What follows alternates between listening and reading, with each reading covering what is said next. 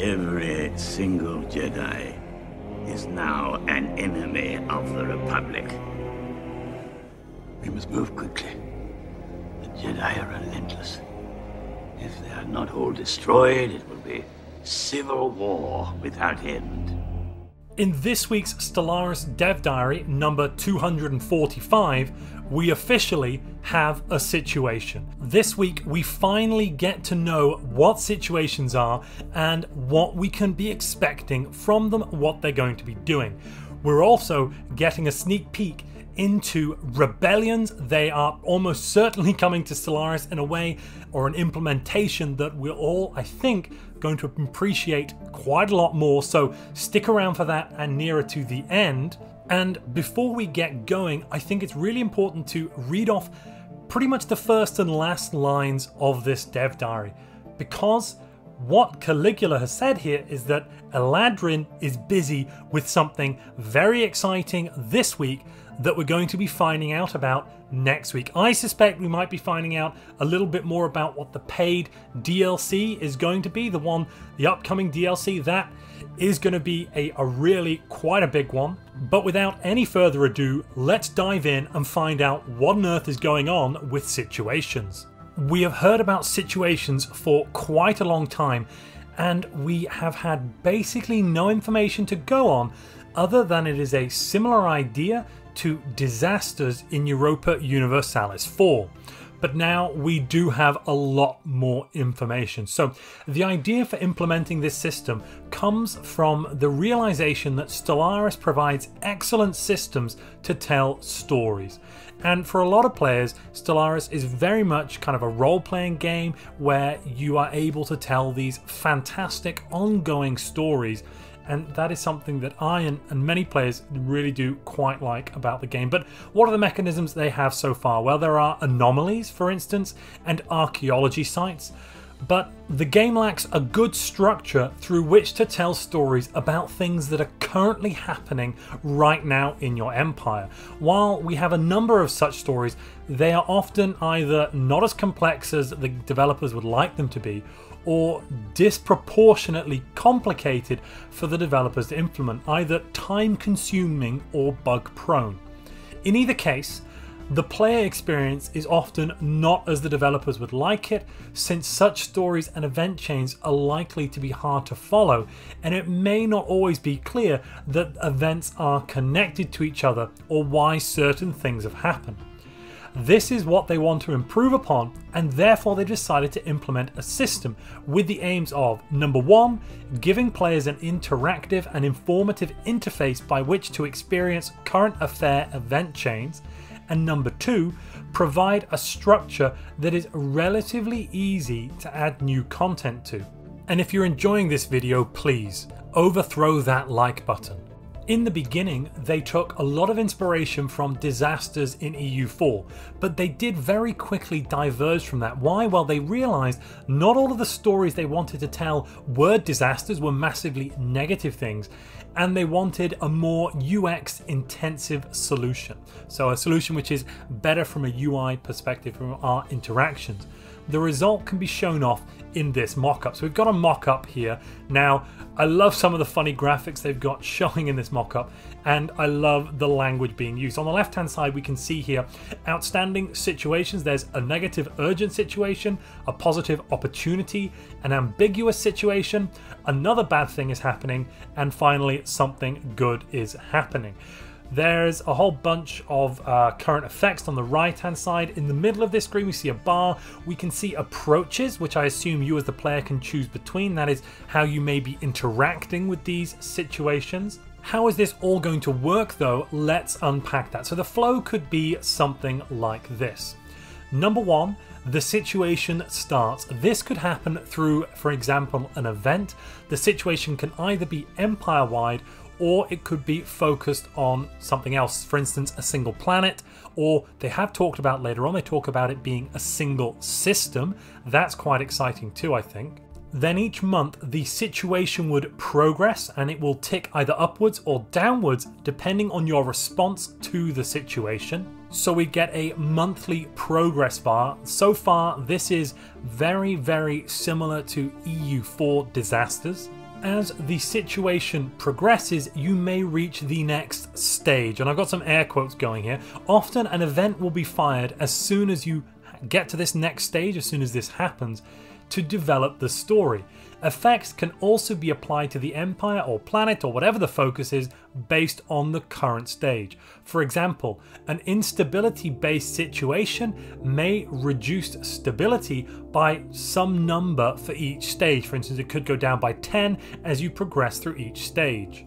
There may also be random events along the way that can happen on any monthly tick. To distinguish situation-based events from regular ones, some tweaks have been made to the event interface. And as you can see here, we've got, okay, let's ignore the spoiler bit, but you've got this giant progress bar with the mysterious labyrinth written there. Quite interesting. I can imagine we're going to be getting quite a few great new events and chains coming through this new system, and I'm definitely looking forward to that. Then the player can choose how to respond to a situation via a selection of approaches. On occasion, one might be prompted to change these via events, but otherwise a player can freely pick them in the situation's interface. They've not yet decided whether there should generally be a cooldown to pick an option. Approaches usually have effects over time, such as spend some amount of Unity per month to gain faster progress. And finally, when either end of the situation progress bar is reached, the situation is resolved, usually through an event in which something happens. Now, I'm a bit worried about the last part I said there, number 5, where the devs mention that a player can freely pick between them in the situation's interface. Now, I really do hope that based on the ethics of your civilization, or possibly some of the factions or something like that, players are forced to pick certain approaches, and that also means they are limited by their ethics, or possibly by some civics, or maybe their government authority. For instance, an authoritarian empire is not allowed to do something that would be demonstrably egalitarian. That should be something we are prohibited from doing, and therefore we would get some variety in our playstyles, and we would be forced to take actions, or we would feel things in these situations, for instance, in different ways based on the ethics of our empire. That's something they've not mentioned. And if it's not like that, if for instance an authoritarian empire can just behave in a nice way and do whatever they want, or you as a player can do whatever you want, I'm going to actually say that's not really massively positive if we have, the freedom to just pick whatever. It's going to feel a bit like Mass Effect 3, where we go through all of these important choices at the start of the game, and we end up becoming a paragon, and suddenly at the end we can just do anything. That's definitely a situation I don't want to see happen in Stellaris. But let's keep reading and find out what the plans are. So some situations will progress in a linear manner from left to right. Others, you'll start in the middle, and you'll either progress left or right based on your choices. That is going to be quite interesting. That's kind of like the Paragon system from Mass Effect, where you can kind of go positive or negative. I'm assuming these choices are going to be framed kind of as the dichotomy that we get of our ethics. Militarist versus pacifist, egalitarian versus authoritarian, materialist versus spiritualist, xenophobe versus xenophile. That kind of dichotomy, I hope, is represented here, and that's what they're talking about when they're talking about how the bar can move. They also want them to be colored differently depending on how threatening the situation is. That could be a little confusing or possibly worrying, because that would imply there are right and wrong ways to deal with a situation, and I'm not entirely sure that will always fit in Stellaris. For instance, a xenophobic reaction to something may be colored red, but that might actually overall be kind of positive for your empire if you're not wanting to have a plethora of races on some of your planets. Whereas a xenophile reaction for a xenophobic empire, well, that would surely be a negative, but maybe that's going to be green and positive. It could be rather complicated, but we've got a mock-up, as you can see. Let's find out where they are going. And please let me know what you think of this new situation system in the comments down below. For the first few hours after this video goes live, I will try and read and respond to as many comments as I can today. And they do mention here that all of this is quite theoretical, so what changes can we really expect in practice? Now let's go through what that's going to mean for a few things that they've done and are going to be doing with the situations system. And the first of these is narrative situations. Content design often implements narrative-based event chains which are set on a certain planet. And for that, I'm thinking of some good examples. Could be the pheromone event chain, or possibly the dancing, the party event chain, all sorts of things. Now, if we feel like the story has a bit more to give, a planet-based situation could be created instead. The ability to have different outcomes at either end of the progress bar is particularly useful, since it can show which sort of conclusion the player is advancing towards, or at least indicate that there are multiple different ways of advancing. To avoid giving spoilers, they're not going to give us anything to tell us exactly what stories they've added in this way, but there will be a few new planet-based narratives to encounter. The targeting function of situations is also not limited to planets, as I mentioned earlier. Most of their effort has been towards making it work well there, but they've also managed to add situations based around a system or a star base. Both of those sound really quite interesting. And owners of the Leviathans DLC or other DLCs that add Leviathan NPCs to the game can expect a few surprises the next time they go monster hunting. That does sound pretty cool. Situations are not all fun and games. They want to give us deficit situations. Now, as their origin is from EU4 disasters, and as that would suggest, they are going to be a great system through which to portray negative events. They give the player all the information they need to know what is happening, what the results of it will be, and how severe the current situation is, as well as finally giving the player some great information so they know what they can do about it. One of their main priorities when it comes to using this aspect of situations was reworking deficits. At the moment, deficits are like a light switch. As soon as you're in a deficit, that is, your stockpile is at 0 and you have a negative income for a given resource, you get all of the deficit penalties applied for being in that deficit, and they can be quite harsh. In other cases though, they can be quite ludicrous. For instance, for robots, if you are in a food deficit and you are catalytic processors, well, we all know how ridiculous that can be. But as soon as you spend a month no longer in deficit, all penalties are instantly removed, and they feel that that is a bit off. I completely agree here. Deficits are, the way they're implemented is quite weird, and sometimes very much doesn't really impact you, or it doesn't impact you in the right way. It can also cause, for instance, death spirals, and they do mention that here, particularly for the AI. As a shortage of one resource leads to penalties, which generally lead to a shortage of another resource. With the rework, being in a deficit will start a situation. You will start at 25% progress in this situation, and it will increase in severity as long as you are at a 0 balance and have a negative income. That is, you are in deficit. The rate of increase will depend on how much you are losing compared to your income. Having a stockpile will gradually make the situation tick downwards. Having a positive income will make it do so more rapidly. And they have a mock-up here of the UI that they are going to be giving us. This is energy shortages. And you can pick one of two approaches. For instance, here that's what's being shown to try to deal with this energy shortage. So the penalties you receive in deficit will start off very light compared to present settings, but will increase in severity if you let the situation escalate. They're also able to configure them depending on your empire's attributes. So for instance, a catalytic empire will now correctly get alloy output problems for being in a food deficit. That is absolutely amazing. That is, I have to take my hat off here and say, we had a big problem with that, and a lot of people have complained about the way that deficits have been implemented for a while, but we definitely had a big problem with the release, I want to say, of LEM, when they finally released catalytic processing with 3.1.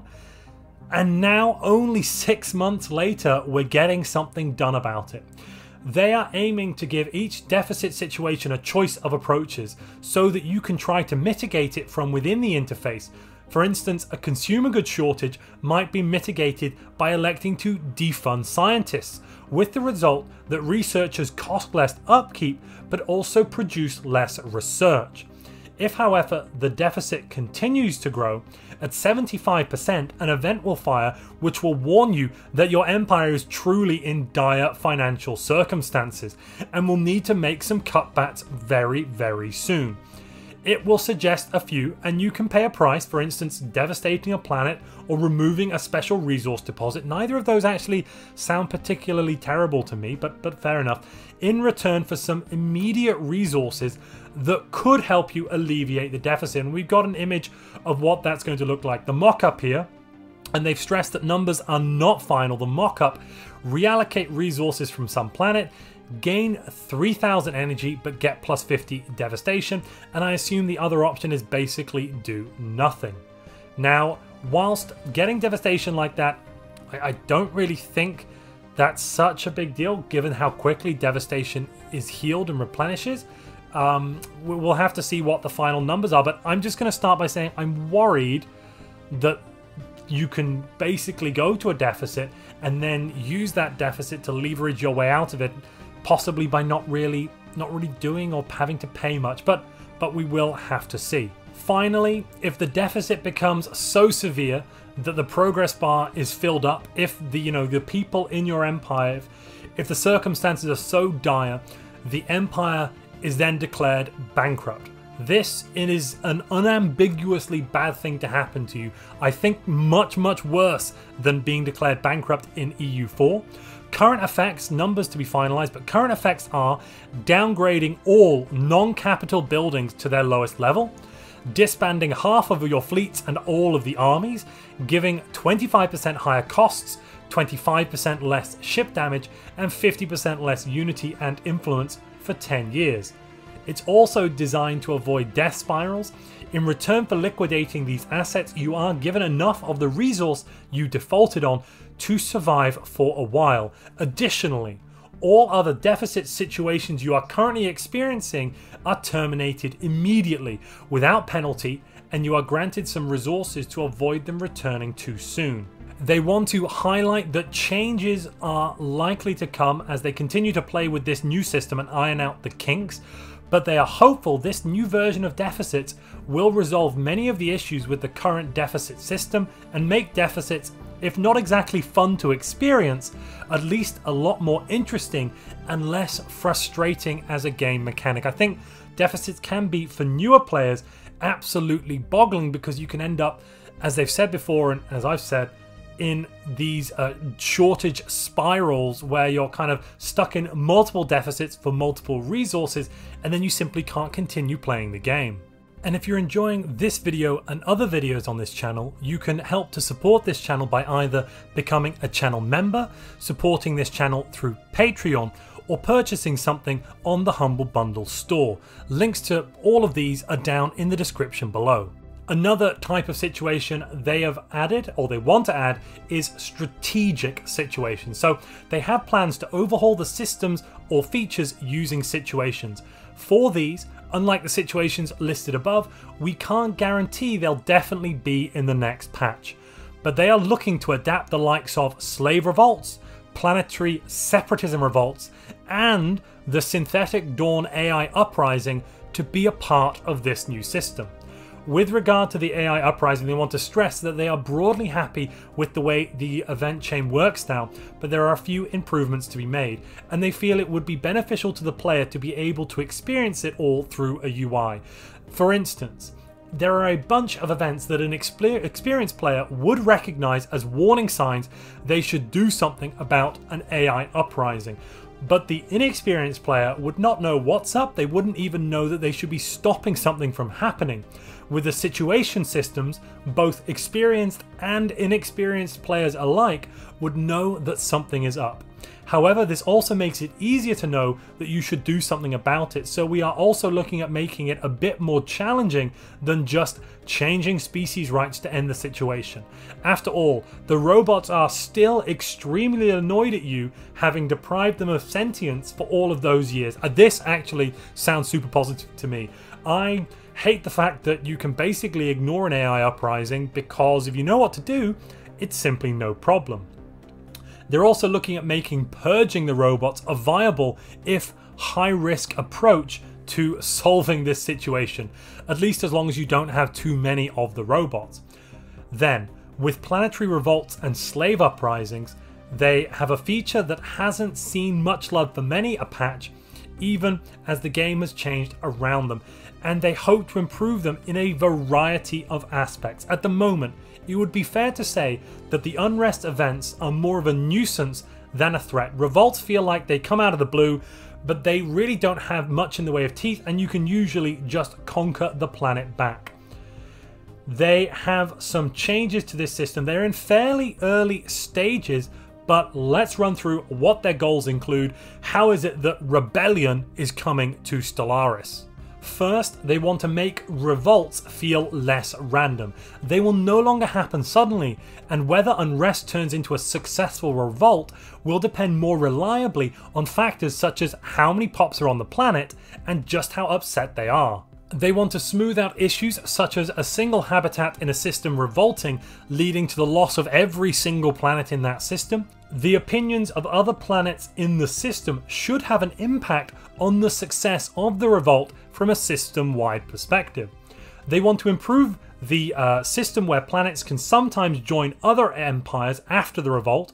At the moment, this can happen in separatist revolts if the original owner still exists and is nearby, and for slave revolts if there is an egalitarian empire nearby. Basically, they should be asked, this is the foreign empires, should be asked in advance if they wish to support the revolt, at which point it should make the situation progress faster. But on the other hand, the other side, the empire which is going to be having a revolt happening inside of its borders, should know what is going on, as they may want to and they also may want to review the conditions for revolts joining other empires, since in some cases a completely annexed empire might have each planet revolt to form its own micronation. They are toying with the idea of removing the stage where planets have ground combat during rebellions.